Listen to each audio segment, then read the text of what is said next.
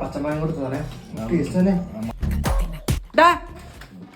എന്താ നീ 22 വയസ്സിൽ ഓരോരോ പിള്ളേർ രാജ്യത്തിന്റെ അഭിമാനം രക്ഷിക്കാൻ വേണ്ടിട്ട് കഷ്ടപ്പെടുന്നു.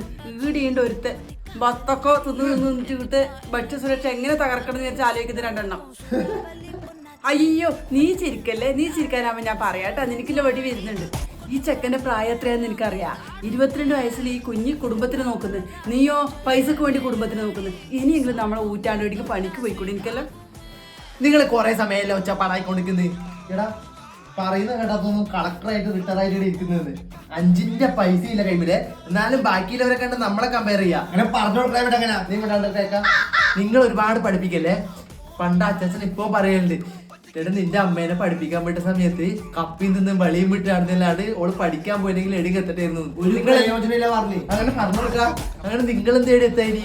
23 വയസ്സിൽ കല്യാണം കഴിച്ചിട്ട് വന്ന ആളാന്ന് പറയുന്നത്. 22ാം വയസ്സിൽ എന്നെ കളിയാക്കിയിട്ടുണ്ടെങ്കിൽ ഉണ്ടല്ലോ. അപ്പൊ നിനക്ക് നമ്മളെ കളിയാക്കാം അല്ലേ? എടാ അത് അങ്ങനെയാടാ, അമ്മമാർക്ക് മക്കളെ കളിയാക്കാം, മക്കൾക്ക് അമ്മമാരെ കളിയാക്കൂടാ. നിങ്ങൾക്ക് കൊമ്പിടല്ല. ഒരാഴ്ച മുമ്പത്തെ പത്രം എടുത്തിട്ട് ഉപദേശിക്കാൻ വന്നിട്ടുണ്ടല്ലേ. നിങ്ങൾ ഇന്ത്യ വേൾഡ് കപ്പ് നടത്തിനാമേ ഒന്ന് വാടാ ചേട്ടാ. രക്ഷപ്പെടാ, വാ നമുക്ക് പച്ചമാങ്ങ പോവാ.